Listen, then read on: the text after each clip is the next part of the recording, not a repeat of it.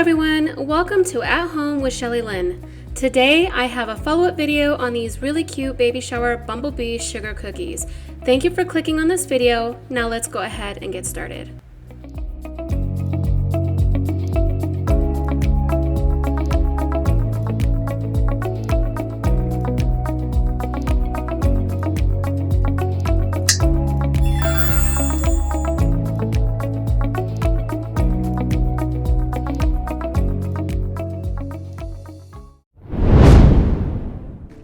I picked 6 different shapes and designs to match their boho style bumblebee baby shower theme. A few months ago, I brought an entire dessert table to a Mardi Gras party, and I got a lot of compliments on my work. So much so that a mutual friend had asked me to create a dessert table for her. But because I'm not a licensed baker, I offered to create them for only cost of ingredients, materials, and supplies. The reason why I do this is because I enjoy keeping myself busy and it helps me keep up with my creativity. Plus, it gives me an opportunity to share my work with all of you guys.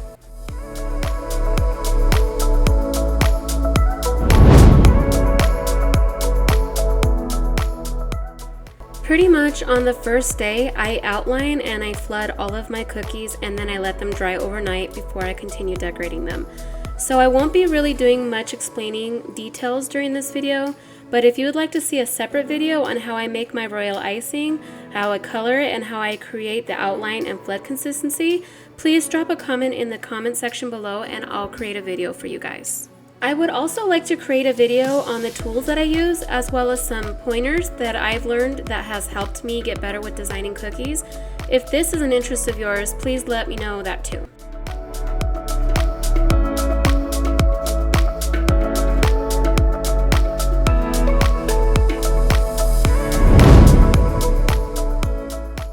I started off baking cakes. It took me several years to become confident with my cake decorating skills, and eventually I turned to cake pops and cookies.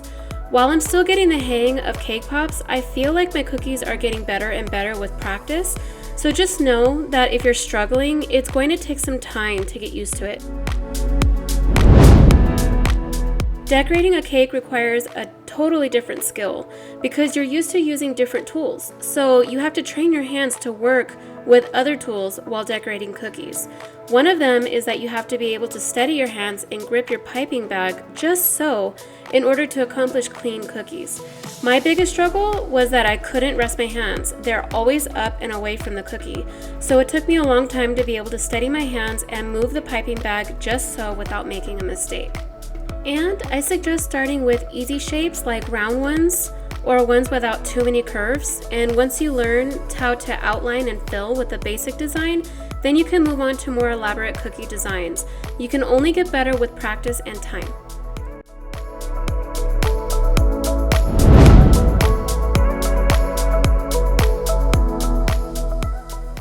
With much practice and patience, I was able to learn how to flood parts of a cookie without even needing to outline it. And then I was able to venture out into wet on wet designs. Kind of like what I'm doing here with the body of the bumblebee. I'm adding in black stripes while the body is still wet. It took me some time to get the consistency just right because if you don't, it causes color bleeding once it dries.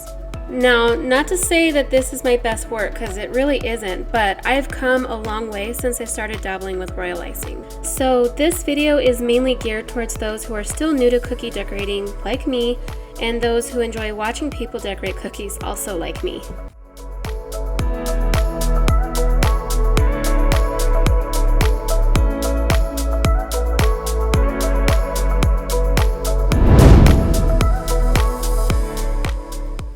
A lot of the designs that I create are inspired by pictures that are given to me. I'll also scroll through Pinterest or Google to help me get some ideas on how I want the cookies to look. I don't decorate them exactly like the picture because I don't want to duplicate someone else's work, but sometimes people do want them to be identical. In those cases, I tell the person that I'll make them very similar but not exact. But for the most part, I add in my own flair so that it reflects on my own work and my own creativity. So now that my outline and my flooding is done, I'm going to let them dry overnight.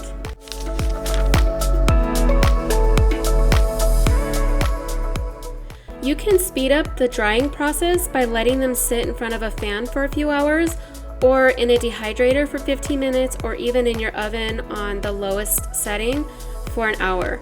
But I want them to be completely dry, so I store them in my unheated oven, uncovered overnight, because I'm going to be using a fine tip marker to draw on them, and I don't want them poking through the icing. Don't worry about them going stale. I assure you that they won't. That's why I really love using this recipe so much. Okay, so I'm going to turn up the music and let you watch how I finish up these cookies. If you would like to know how I did something, please don't hesitate to ask.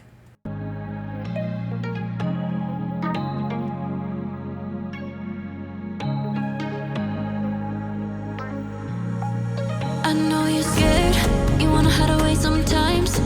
I know you hurt from everyone telling you lies. I bet you just wanna lose your mind. You always got me. So just lay down beside me, give me all your issues. I'll take them and I'll make them mine. Don't get caught up in your feelings, just feel them. It's okay if you wanna cry. I'll hold you forever, chase away all of your bad dreams. You got me, you always got me. Let it out, just feel it.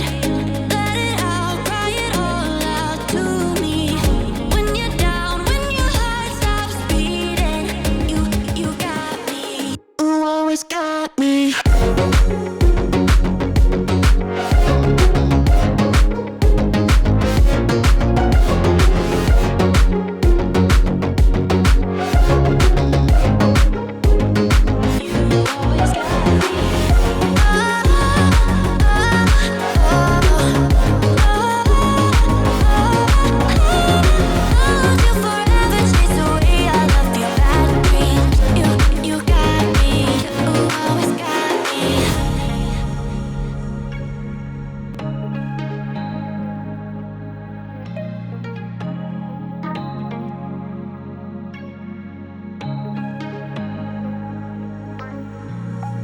I know you're scared, you wanna hide away sometimes.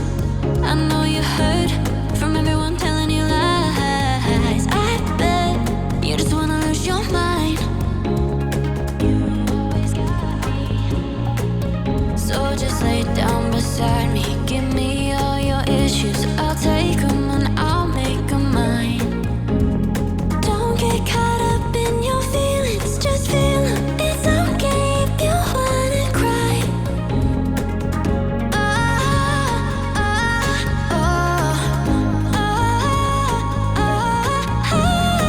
hold you forever, chase away all of your bad dreams. You got me, you always got me. Let it out, just feel it.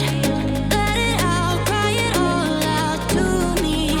When you're down, when your heart stops beating, you got me, you always got me.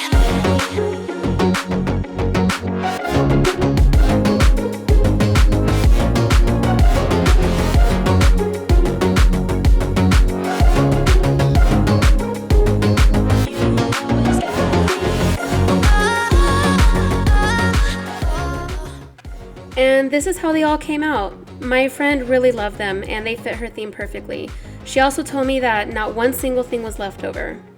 I also created cake pops, pretzels, cupcakes, and a cake. For the cake pops and cake, I handmade those bees. They're so adorable. My favorite part of this whole design is the bee stitching. I also really liked the honeycomb airbrushing. Simple little designs like that create life to any treat. I bundled these pretzel rods. One was dipped in caramel and one was just chocolate, and then drizzled with a bee and a baby flower accent, and then I wrapped them up separately but connected them together with glue dots and then tied them together with curled ribbon. I like to wrap all of my treats because I think that it looks much more professional and it keeps the treats from bumping into each other during packaging and transport. That's going to wrap up this video, you guys. Thank you so much for hanging out with me today.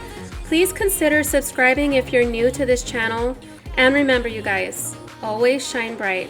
Take care, and I'll be seeing you guys in my next video. Bye, guys.